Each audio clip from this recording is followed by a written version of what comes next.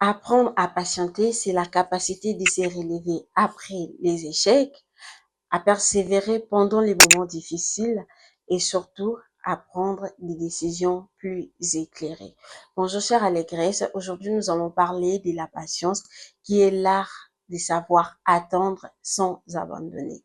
Avant que nous continuions, n'oubliez pas de vous abonner et surtout à la fin de cette émission, likez et partagez aussi avec les autres pour que tous nous apprenions cette sagesse.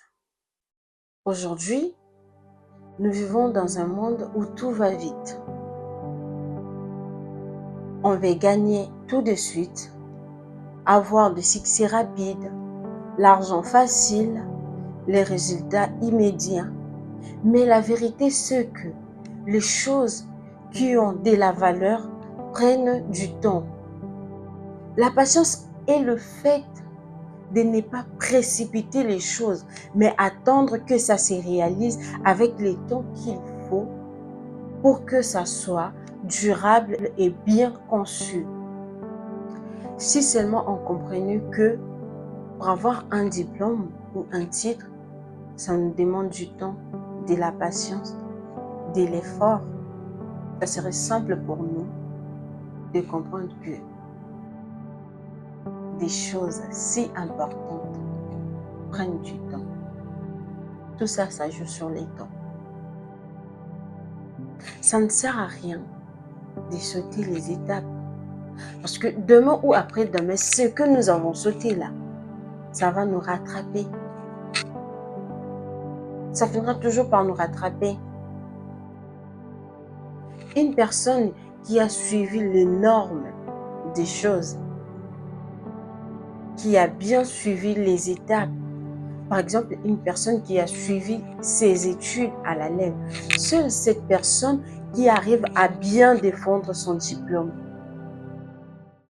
Quand il y a de la patience, il y a de l'amour. Quand on fait quelque chose avec patience, on le fait avec amour. Même la Bible le dit dans 1 Corinthiens, chapitre 13, verset 4, que l'amour est patient.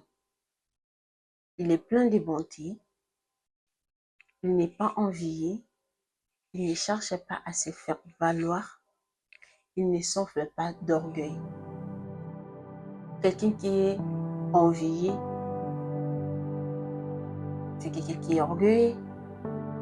Une personne orgueilleuse n'a pas de la patience, il n'a pas aussi de l'amour.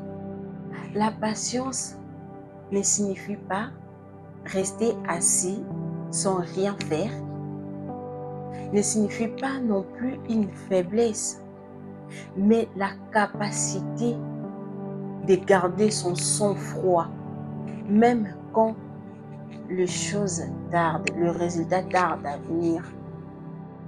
C'est aussi avoir une vision, croire en soi, même quand personne ne te regarde. Regardez les arbres.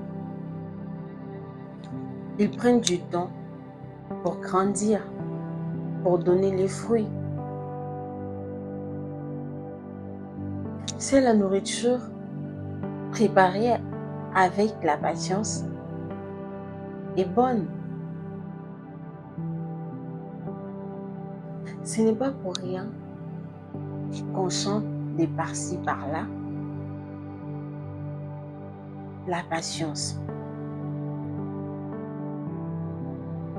Précipiter les choses, ça ne t'amènera nulle part.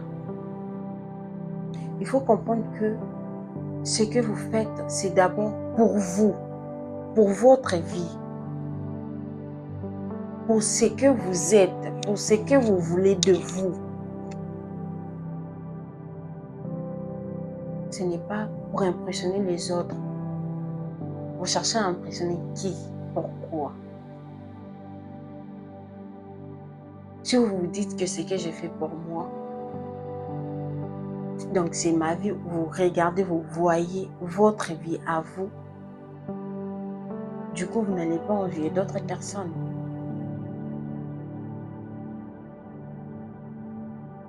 demandait à Kérosène qui étaient les pétroles du village. La patience, c'est comprendre aussi que l'échec fait partie du chemin, que le retard n'est pas un refus, que Dieu, la vie, les destins, peu importe en ce que tu crois, travaille avec toi même dans l'ombre. Tu veux réussir, alors sois prêt à attendre, à bosser sans relâcher, à recommencer sans se décourager, à rester concentré même quand les autres abandonnent. Parce que demain, tu regarderas en arrière et tu diras que ta patience était ta plus grande arme. Merci de nous avoir suivis. Si ces messages résonnent en vous, n'oubliez pas de vous abonner, de liker et surtout de partager avec les autres. Comme on l'avait dit, ensemble, nous allons grandir. C'est un chemin que nous allons parcourir avec patience. Je vous aime beaucoup. Au revoir, à la prochaine vidéo.